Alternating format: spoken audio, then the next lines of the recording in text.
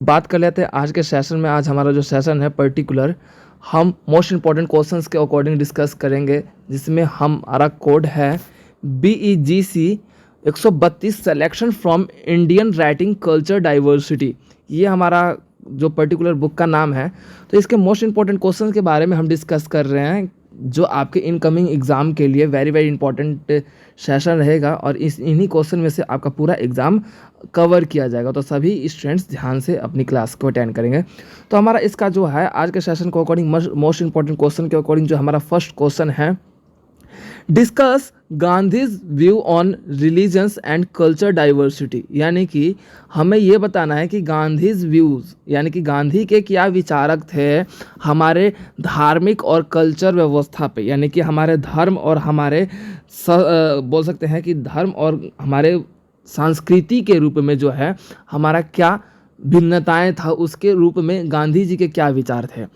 तो first of all मैं बात बोलूँ, गांधी कंसीडर्ड द रिलीजनशिप के रूप में देखा जाए तो गांधी ने यही कंसीडर्ड किया या फिर अपने पॉइंट ऑफ व्यू शेयर किए कि हमारे इंटरनली हमारे इंडिया में बहुत से सांस्कृतिक बहुत से धर्म हैं, जिसके स्ट्रक्चर की बात करी जाए जो हमारे सोसाइटी का निर्माण करता है, डेवलप्ड करता है, उसी के अकॉर्डिंग हमारा इम्पोर्टेबली व्यवस्था के रूप में हमारी कल्चरल सिस्टम जो है वो क्या है, एक दूसरे से डिफरेंट है। हमारी कल्चर्स हमारे रिलीजन्स भी डिफरेंट है। इसीलिए गांधी जी ने बोला कि sense of most Indians whole a languages and monetary, यानी कि मैंडेटरी जो है आपका देखा जाता है कि यहाँ पे लैंग्वेज भी अलग अलग प्रकार के हैं। तो गांधी जी ने ये बात भी बोला कि हमारे फॉरेनर जो हमारे कंट्रीज़ पे राज करने आए, जैसे फॉर एग्जांपल अंग्रेज़ आए, हमारे ब्रिटिश कंपनी आई, औपनिवेशिक शासन व्यवस्था आया, तो उनके द्वारा भी हमारे अलग अलग लैंग्वेजेस अलग अलग कल्चर को ऑब्ज़र्व किया गया, यानी कि उन्होंने नोटिस किया और इसके कारण हमारे कल्चरल डेमोक्रेसी का निर्माण हुआ था। और गांधी जी ने फॉर्मली अगर मैं बात बोलूँ बिलीव्ड हो गया कि उन्हें जो हमारा सोसाइटी है अलग अलग धर्म अलग अलग जाति और अलग अलग संस्कृति से विभाजित है पूर्ण रूप से। इसी बात को एम्पिरिकल व्यवस्था में उन्होंने बताया। एम्पिरिकल व्यवस्था की बात की जाए तो पर्टिकुलर उन्होंने टुगेदरनेस बताया, यानी कि जो धर्म है और जो हमारी संस्कृति है दोनों एक दूसरे के साथ चल रहा है, लेकिन वो कहीं ना कहीं डिफरेंट है, कहीं ना कहीं वो अलग है, भिन्न है। इसी चीज़ के बेसिस पे हमारी इक्वालिटी को आज हमारे पर्टिकुलर उन्होंने बताया कि हमारा जो इक्वालिटी है वो भी कहीं ना कहीं खतरे में पड़ रहा है। खतरे में यानी कि डैमेज हो रहा है। अब इक्वालिटी कैसे डैमेज हो रहा है, वो एग्जांपल हम इसमें ये देखें, जो हमारा प्लुरलिज्म है, प्लुरलिज्म का मतलब ये है कि यहाँ पे जो हमारा पुरुष प्रधान जो व्यवस्था था, जो हमारा रिलीजन्स व्यवस्था था कि हमारे पुरुष को ही सर्वश्रेष्ठ माना जाए, स्त्री से ऊपर पुरुष को ज़्यादा संज्ञा दिया गया। इसी चीज़ के कारण जो है हमारे सांस्कृतिक हमारे व्यवस्था में डिफरेंट पार्ट्स के रूप में जो है डिवाइड होते गए। अब उसके बाद हमारा गुडनेस ये हुआ कि गांधी जी ने इसी अथॉरिटी को रिजेक्ट कर दिया। रिजेक्ट क्यों किया कि गांधी जी की एक ही मात्र लक्ष्य था कि एकता, यानी कि अखंड भारत, यानी कि जिसका खंडन ना हो सका, ठीक है, यानी कि एक इक्वालिटी के रूप में जो है डेमोक्रेसी कंट्री के रूप में जाना जाए, ये हमारे गांधी जी का विचार था। ठीक है, अब उसके बाद हमारा आ जाता है इसी में थोड़ा बहुत सिमिलरिटी, जो इस्लामिक कंट्री था, जैसे कि आपका बोल सकते हैं कि हमारा इस्लामिक कंट्री क्या था, आपके जो इस्लाम व्यवस्था थे वो पर्टिकुलर हमारे स्थितियों में बात बोला जाए तो उनके स्थितियों में एक चीज़ तो कॉमन था, उनके स्थितियों में एक चीज़ तो कॉमन था कि हमारे सोसाइटी हमारे समाज में लोगों की जो सोच व्यवस्था थी ना बायोपिक थी। बायोपिक यानी कि लोगों का जो दिखावा था ना, यानी कि जो लोगों का एक वास्तविक था उस चीज़ पे ना होके लोगों की जो बाहरी सोच व्यवस्था थी, उन्हीं सोच व्यवस्था से जो है यहाँ पे हमारे डेमोक्रेटिक और इस्लाम व्यवस्था का शुरुआत हुआ। और जिस तरीके से गांधी जी ने एक ही बात बोला कि जो ये फाउंड है, यानी कि फाउंडेशन है, जिसके कारण हिंदू और मुस्लिम अलग हुए। जैसे कि अगर मैं बात बोलूँ 14 अगस्त को अगर मैं बात बोलूँ 14 अगस्त 1947 को मुस्लिम लीग यानी कि बोल सकते हो कि हमारे पाकिस्तान का स्वरूप का गठन हुआ था। तो ये क्यों हुआ था? जिसके अंतर्गत हमारे धर्म यानी कि रिलीजन्स के कारण हुआ। इसी के कारण गांधी जी ने बोला कि समाज में बेशक सोसाइटी रहती है, लेकिन उन सोसाइटी के आपस में जो व्यवस्था है ना, वो कहीं ना कहीं मतभेद और धर्म जाति पात पे डिपेंड है। तो ये हमारा क्वेश्चन था कि जो कंप्लीट होता है। अब उसके बाद हमारा नेक्स्ट क्वेश्चन है, बड़ा प्यारा क्वेश्चन है, वेरी वेरी इंपॉर्टेंट भी है, तो ध्यान दीजिएगा। Write a note on unity यानी कि एक एकता in diversity in Indians approaches, यानी कि बोला जा रहा है कि जिसे हम बोल सकते हो कि भिन्नताओं के बावजूद भी एकता देखा जाता है। ये क्वेश्चन दिखा रहा है, बता रहा है कि भारत में भिन्नताओं के बावजूद भी एकता की स्थिति को स्पष्ट कीजिए। तो देखिए भिन्नताएं कैसी है भाई, अगर इंडियन एक्सपीरियंस की बात की जाए तो यहाँ पे भिन्नताएं हमारे समाज के लोगों के रहने सहन जो स्थिति है, जिसमें आपका बोल सकते हैं कि समाज जो है पूर्ण रूप से आपका एक ऐसा समाज है जो जाति को लेकर ज़्यादा देखा जाता है, धर्म अधर्म को ज़्यादा मानता है, अपने रिलीजन्स के लोगों को ज़्यादा प्रायोरिटी देता है, और अपने लोगों के साथ साथ संस्कृति व्यवस्था को भी अपना अलग अलग क्राइटेरिया में बटा हुआ है। तो इस कारण से क्या हुआ, विभिन्न हो गए, यानी कि डिफरेंट हो गए, लैंग्वेजेस के अनुसार भी भाई विभिन्न हो गए। ठीक है, अब इसी के कारण जो है हम ये कह सकते हैं कि हमारे समाज में मतलब भिन्नताओं के होने के बावजूद भी एकता की स्थिति क्यों पाई जाती, क्योंकि हमारा एक जो कंट्री है वो एक डेमोक्रेसी कंट्री है, जो कि सभी लोगों के रूप में लोकतांत्रिक रूप में कार्य करता है। सभी यहाँ पे स्वतंत्र हैं, सभी अपने अनुसार विकास कर सकते हैं, सभी को अपनी खुद की जीविका को जीने का अधिकार है, वो अपने अनुसार अपने जीवन को पूर्ण कर सकते हैं, सफल बना सकते हैं तथा जी सकते हैं।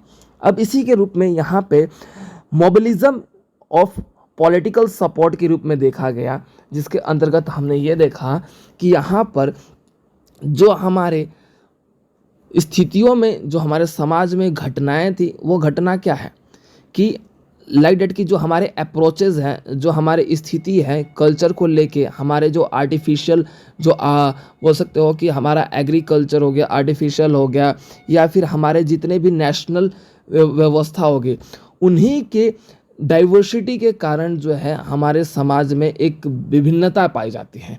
लेकिन उन विभिन्नताओं की बात को ऊपर ना रख के अगर मैं बात बोलूँ तो यहाँ पर डेमोक्रेसी होने के कारण सभी लोगों को एक नज़रिए से देखा जाता है, हमारे सोसाइटी के रूप में, हमारे व्यवस्था के रूप में, हमारे देश के कल्याण के रूप में देखा जाए तो सभी एक जैसे ही निर्णय लेते हैं, एक जैसे फैसले लेते हैं।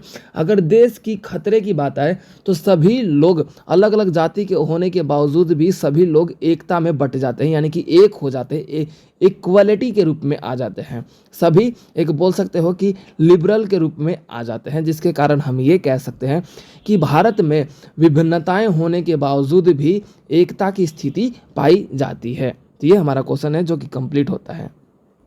अब हमारा ये क्वेश्चन है, बहुत ही प्यारा क्वेश्चन है और वेरी वेरी इंपॉर्टेंट है, इसके बिना शायद पेपर भी नहीं बना है, तो ध्यान रखिएगा।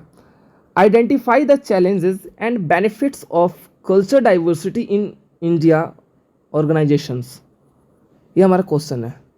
यानी कि हमें आइडेंटिफाई करना है, यानी कि हमें चुनना है कि वो कौन कौन से चैलेंजेस हैं और बेनिफिट, यानी कि कौन कौन सी समस्याएं, यानी फिर कौन कौन सी बाधाएं हैं और कौन कौन से लाभ है जो कि हमारे कल्चर्स डाइवर्सिटी इन इंडिया के रूप में देखे जा रहे हैं। ठीक है, तो देखिए कल्चर डाइवर्सिटी के बेनिफिट्स की बात की जाए तो साइड बाय साइड आज हम डे बाय डे जो है ग्रो देखने को मिल रहा है कल्चर डाइवर्सिटी के रूप में। क्यों? क्योंकि देखो कल्चर डाइवर्सिटी से तो एक पहली बात तो यह है कि कल्चर में हमारा क्या है, डिवाइड हो चुका है, विभाजित हो चुका है। लेकिन एक फ़ायदा ये कि ये भी है कि अब भाई हम अपने अपने कल्चर्स को लेके आगे तो बढ़ पा रहे हैं, हम अपने अपने पर्टिकुलर कल्चर्स के बारे में जानने में सक्षम तो हो पा रहे हैं। फॉर एग्जांपल आज के टाइम पे देखा जाए तो बहुत से लोग जो हैं अपने गुरु, अपने बोल सकते हो कि भगवान, अपने बोल सकते हो ईश्वर के प्रति जो है वो ज़्यादा अब लुभावित हो रहे हैं। अकॉर्डिंग टू सोशल मीडिया की बात की जाए तो आज सोशल मीडिया पे रील्स बनाना या फिर जो भी है अपने वीडियोस को वायरल करके अपनी पॉपुलैरिटी बढ़ाने का एकमात्र उनका लक्ष्य होता है, लेकिन कहीं ना कहीं उस कारण भी वो अपने कल्चर से जुड़ रहे हैं, जिसके कारण हम ये कह सकते हैं कि कल्चर का जो हमारा प्रचार है, जो हमारा कल्चर की स्थिति है, वो पर्टिकुलर आज सीमित ना होके वो पूर्ण रूप से विकसित इस अवस्था में बढ़ती हुई जा रही है। ठीक है, तो इसमें हमारा आपका पहला पॉइंट आ जाएगा कम्युनिकेशन, यानी कि सबसे पहली बात यह है कि अलग अलग कल्चरल डाइवर्सिटी होने के कारण कम्युनिकेशन जो स्थिति है वो आपको देखने को कैसे मिलेगा, हम बात कर लेते हैं। तो देखिए, ओवरऑल बात करें जाए तो ओवरकम की बात की जाए तो हमारे लैंग्वेज में बैरियर्स ऑफ रिजल्टिंग व्यवस्था देखा जाता है। बैरियर्स मतलब यानी कि अलग अलग, यानी कि बहुत तरीके से, ठीक है, बैरियर्स तरीके से जो हमारे प्रॉब्लम्स देखे जा रहे हैं, जिसके अंतर्गत lack of speech and lack of communication and lack of particular thinking. ठीक है, यानी कि किसी भी कल्चर्स की बात की जाए तो हमारे कल्चर्स के अकॉर्डिंग हमारे जो कम्युनिकेशन का एंगल भी अलग हो जाता है। फॉर एग्जांपल, असम के कल्चर का स्थिति अलग होगा भाई, केरल का अलग होगा, साउथ का अलग होगा, आपका उत्तरी भारत का अलग होगा। तो समझ लो सब कल्चर का जो भाषा है, जो वेशभूषा है, वो कहीं ना कहीं डिफरेंट है। इसी अवस्था को हम कम्युनिकेशन के रूप में देखते हैं, जो कि एक लैंग्वेज के रूप में देखा जाए। अब उसके बाद रेजिस्टेंस ऑफ चैलेंज। अब देखो, मोस्ट ऑफ टाइम्स क्या होता है कि जो हमारे अलग अलग एम्प्लॉयर्स होते हैं, उन कल्चर्स को उन्हें छुट्टी दी जाती है, हॉलीडेज दिया जाता है। ठीक है, फॉर एग्जांपल भाई ईद आ गया, आपका दिवाली आ गया, होली आ गया, दशहरा आ गया। तो मतलब अलग अलग कल्चर्स के साथ साथ ये जो है आपके जो लाइटेड की हॉलीडेज़ के रूप में आपके जो है टाइम को एक एम्प्लॉयर्स को क्या दिया जाता है, उनके अकॉर्डिंग जो है उनको हॉलीडे प्रोवाइड की जाती है। और उनके नेचर की बात की जाए तो यहाँ पे अंडरस्टैंडिंग करने की बात की जाए तो यहाँ पर एक उनके सामने चेंजेस भी आते हैं, उनके पास चैलेंज भी आता है कि मेंटली उनको क्या है इफ़ेक्ट भी पड़ता है। एग्जाम्पल के थ्रू बताऊँ तो देखिए भाई, आप किसी भी जॉब सेक्टर में वर्क कर रहे हो, तो मान लो कि आप मोमडन हो, ठीक है, मोमडन है, तो आप उस स्थिति में ये बताइए कि अगर आपका जो ईद आएगा तो आपको मतलब हॉलीडे तो मिलेगा, लेकिन आपको क्या है, प्रॉपरली मैं बात बोलूँ तो वही आपको हिंदू का पर्व फेस्टिवल आएगा, तो मतलब मोमडन लोगों को ये भी कहा दिया जाता है कि आप लोग तो मनाओगे नहीं, तो एक काम कीजिए आप लोग आ जाना। कई बार ये होता है। तो सबसे बड़ा चैलेंज क्या होता है एम्प्लॉयर्स के सामने, कि उनके नेचर के अकॉर्डिंग जो स्थितियां हैं वो मेंटली इफ़ेक्ट पड़ता है। देन उनके बाद क्या होता है कि उनका जो चैलेंज बढ़ जाता है, तो जिसे हम रेजिस्टेंस ऑफ चैलेंज के रूप में जानते हैं या फिर चेंज के रूप में भी जानते हैं। ठीक है, अब उसके बाद हमारा अगला है यहाँ पे implementation of diversity in a work place. यानी कि देखिए, अब यहाँ पे क्या होता है ना, सिंपल लैंग्वेज में बोला जाए तो हमारे वर्क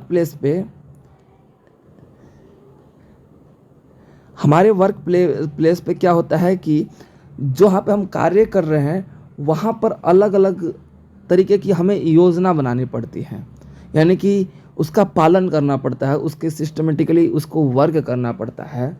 तो इम्प्लीमेंटेशन का मतलब होता है कि वर्क करने का मतलब कारण जो हमें मिला है उसका पालन करना, यानी कि ठीक है,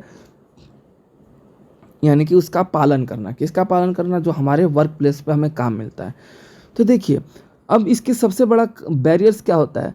अब मान लो कि आप लोग किसी भी सिचुएशंस में आप कहीं पे जॉब कर रहे हो, तो आपने देखा होगा कि जब आपके ना कोई फेस्टिवल आता है तो अपने जॉब पे ना प्रॉपर ध्यान नहीं दे पाते, अपने वर्क पे प्रॉपर ध्यान नहीं दे पाते। अब जिसके कारण क्या है, आपका बॉस आप पे चिढ़ जाता है, बोलने लगता है, खरी खोटी सुनाने लगता है। तो बहुत से मतलब बिगनिंग्स ऑफ द एम्प्लॉयर्स के रूप में जो, यानी कि जो शुरुआती एम्प्लॉयर्स होते हैं, यानी कि जो शुरुआत में जुड़े हुए हैं, उन एम्प्लॉयर्स के साथ तो बहुत यहाँ पे हरकत होता है। क्योंकि यहाँ पर जो है उनको दबाया जाता है, उनको प्रेशराइज किया जाता है कि भाई तुम तो अपना जो है हॉलीडे चाहे जो भी हुआ, कोई भी फेस्टिवल हुआ, तुम अपने काम को छोड़ोगे नहीं, अपने काम को प्रॉपर करने आओगे। ये सारी बातें बोली जाती है, जिसे हम बोल सकते हैं implementation of diversity in the work place. ठीक है, अब उसके बाद अगला सब हेडिंग है implementation of diversity in the work place policies. अब देखो यहाँ पे पॉलिसीज जुड़ गया। पॉलिसीज का मतलब क्या आपकी नीति है। ठीक है, अब यहाँ पे आप पर्टिकुलर क्या है, This can be the domination challenges of a diversity promoters and simply making a mandatory for the employers। इसका मतलब ये है कि जो आपके एम्प्लॉयर्स होते हैं वो उनके पास अलग अलग चैलेंजेस दिए जाते हैं और वो चैलेंजेस आपके पर्टिकुलर एक माइंड लेवल को चेक करने के लिए प्रेशराइज किया जाता है कि आप कितना मतलब अपने हर चीज़ में करने में परफेक्ट हो। ठीक है, तो ये आपका सब हेडिंग है। उसके बाद हमारा बेनिफिट्स ऑफ कल्चर डाइवर्सिटी, यानी कि आपके जो हैं रिलीजन यानी कि संस्कृति की विभाजनता की बात की जाए तो हमारा क्या बेनिफिट है। बेटर कस्टमर सर्विस है, यानी कि जो अलग अलग तरीके से हमारे कस्टमर सर्विस है उसको हम प्रोवाइड करते हैं। भाई आपने देखा होगा कि दिवाली आता है तो दिवाली पे भाई फ्लिपकार्ट पे, अमेज़न पे, आपके जोमेटो पे, अलग अलग साइट पे आपके क्या है बेटर तरीके से कस्टमर सर्विस प्रोवाइड की जाती है। वहाँ पे उस समय आपको क्या है कि पर्टिकुलर वहाँ पे कस्टमर को अच्छे से देखभाल करने के लिए उस समय क्या किया जाता है, उनको फैसिलिटीज़ देने की कोशिश की जाती है। आपने देखा होगा कि दिवाली होती है, दिवाली में भाई आपका देखा जाता है कोई मतलब पर्व होता है, फेस्टिवल होता है, तो उस समय आपने देखा होगा किसी भी हलवाई के घर के मतलब किसी भी हलवाई के दुकान के सामने देखना मिठाई का पूरा डब्बा पूरा अच्छे तरीके से डेकोरेशन करके रखते हैं। क्यों? क्योंकि एक पर्टिकुलर क्या है लगाए रहते हैं एकदम मतलब अच्छे से। हाँ हाँ बिल्कुल बिल्कुल, वहाँ से क्या है कि पूरा एक डिस्प्ले एक बिल्कुल ही अच्छे से एक वाइब क्रिएट कर देते हैं कि भाई लोग उसकी तरफ आकर्षित हो सके, अट्रैक्ट हो सके। तो ये क्या है, हमारे बेटर कस्टमर सर्विस देने की कोशिश की जाती है। ठीक है, हमारे अलग अलग कल्चरल डाइवर्सिटी का ये एक पर्टिकुलर उदाहरण है। ठीक है, उसके बाद बेटर प्रॉब्लम सॉल्विंग, यानी कि जो हमारे कल्चरल डाइवर्सिटी होता है तो देखो हमारे अलग अलग सांस्कृतिक अलग अलग प्रकार के संस्कृति के स्थिति पाई जाते हैं ना, तो हम पर्टिकुलर अपने संस्कृति को बेटर तरीके से करने की कोशिश करते हैं। अब मान लो कि आपने देखा होगा, एक एग्जांपल लेते हैं, हम रेसिपी का एग्जांपल लेते हैं। दाल और चावल को हम एक साथ मतलब दाल और चावल को हम एक साथ पकाते हैं तो वो क्या बन जाता है, खिचड़ी बन जाता है। ठीक है, सिंपल सा लैंग्वेज है, लेकिन हम इसे अलग अलग रखते हैं तो ये दाल चावल कहलाता है। तो अब उसी चीज़ में बेटर प्रॉब्लम सॉल्विंग का मतलब ये है कि जब आप अलग अलग कल्चर को अलग अलग रखोगे तभी आप किसी भी कल्चर पे अगर कोई कमी होगा तो उस पर ध्यान दे पाओगे। अगर हम सभी कल्चर को एक में मिलाते हैं और उसी सिचुएशन में हमारा जो है एक पर्टिकुलर एक ऐसा फील्ड बन जाएगा कि हमारे पास प्रेशर बढ़ जाएगा, बड़े अमाउंट में हो जाएगा ना, यानी कि बड़े अमाउंट में हो जाएगा। अब इस कारण से क्या प्रॉब्लम हो जाता है कि हमारी जो स्थितियाँ हैं, हमारे जो आपके को व्यवस्था है वो पर्टिकुलर हम बेटर सर्विस नहीं दे पाते। इसी कारण से जो है आपके कल्चरल डाइवर्सिटी होने के कारण हम अपने हर एक कल्चर पर अच्छे तरीके से ध्यान दे पाते हैं और उनके विकास के बारे में, उनके डेवलपमेंट के बारे में सोच पाते हैं। तो ये हमारा क्वेश्चन है जो कि कंप्लीट होता है। अब उसके बाद हमारा नेक्स्ट क्वेश्चन है highlight constitutional provision about language. ठीक है, तो हमारा ये बोल रहा है कि the constitutional of India provisional about language, यानी कि जो हमारा भारतीय संविधान है तो उसके बारे में हमारा भाषा के रूप में क्या हमारे भारतीय संविधान का विचार है, यानी कि क्या मतलब सोच है, क्या उसका पर्टिकुलर थिंग है, ये हमारा पर्टिकुलर क्वेश्चन है।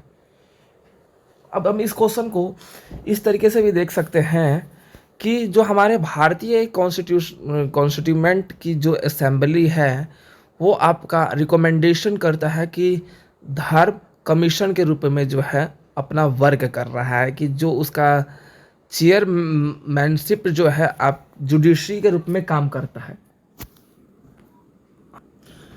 तो हमारे असेंबली में हमारे कॉन्स्टिट्यूशनल में हमारे लैंग्वेज हमको सेपरेट किया हुआ है, जिसके अकॉर्डिंग हम देखा जाए तो हमारे लैंग्वेज में हमारे 22 लैंग्वेज को इंडियन कॉन्स्टिट्यूशन में बराबर अधिकार दिया है। ठीक है, यानी कि इंडियन कॉन्स्टिट्यूशन के अकॉर्डिंग भारत के अगर भाषा के रूप में देखा जाए तो 22 आपके लैंग्वेजेस हैं।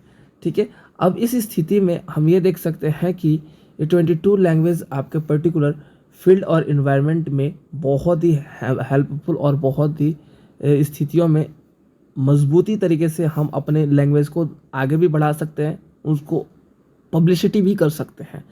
ठीक है, अब आर्टिकल 343 यानी कि आर्टिकल 343 के अंतर्गत हमारे कॉन्स्टिट्यूशन में प्रोवाइड किया गया है हिंदी इन देवनागरी स्क्रिप्ट, यानी कि देवनागरी लिपि के रूप में हम देखते हैं कि हमारे आर्टिकल 343, यानी कि इसे अगर मैं बात बोलूँ तो 343 में ये बात हमें दिया गया, हमें प्रोवाइड किया गया अधिकार कि हिंदी की जो भाषा है वो देवनागरी लिपि, जिसे बोल सकते हो कि देवनागरी स्क्रिप्ट में लिखा गया है। ठीक है, अब उसके बाद आपके पार्लियामेंट्री सिस्टम के रूप में जो है हमारा टाइम पीरियड के अकॉर्डिंग में बात बोलो तो 344 में भी ये बात हमारे लैंग्वेज के अकॉर्डिंग, हमारे अपॉइंटमेंट्स के अकॉर्डिंग, हमारे कमीशंस के अकॉर्डिंग और डेवलपमेंट के अकॉर्डिंग, इन सभी के अकॉर्डिंग जो है ना हमारे भारतीय व्यवस्था में लैंग्वेज को 22 रूपों में बांटकर उसे एक बोल सकते हो कि भारतीय संविधान के अनुसार जो है आपका अधिकार प्रदान किया गया है। उसके बाद president about the progressive use in Hindi for a official purpose. ठीक है, यानी कि ये आपका प्रेसिडेंट के द्वारा ये बाकायदा ये बातें प्रोग्रेसिव रूप में बताया गया है कि अगर आप बोल सकते हो कि ऑफिशियल पर्पस के लिए बात कर रहे हो तो आप हिंदी यूज़ बेहतर तरीके से कर सकते हैं, उसके लिए किसी तरीके की रोक टोक नहीं है। ये नहीं कि आप अपना हिंदी बोल रहे हो तो सामने वाला आपकी बात को नहीं सुनेगा, सामने वाले आपकी बात को नहीं समझेगा, ऐसा नहीं है। ठीक है, तो इसी चीज़ को हमारे कॉन्स्टिट्यूशन, हमारे प्रेसिडेंट के द्वारा ये बातें आगे बढ़ाई गई है। ठीक है, उसके बाद हमारे यूनियन रिकमेंडेशन के रूप में जो है हमारी कमीशन पूर्ण रूप से will see for the Indians has a culturally and scientifically. ठीक है, यानी कि साइंटिफिकली ये एडवाइस दिया गया कि जो इंडिया का जो कल्चर है ना, उस कल्चर के अकॉर्डिंग हमारे संविधान में, हमारे आर्टिकल्स में लैंग्वेज का जो विभाजन है वो होना आवश्यक है। इससे हमारा क्या है, हमारे कॉन्स्टिट्यूशन, हमारे आर्टिकल्स के बारे में लोगों को अच्छी तरीके से ज्ञान होगा। इसी चीज़ को हमारे कल्चर के रूप में जो हमारे लैंग्वेज को अपनाने तथा हटाने की स्थिति देखने को मिलती है, ताकि लोगों को बेहतर तरीके से उस चीज़ का अनुभव या फिर ज्ञान की प्राप्ति हो।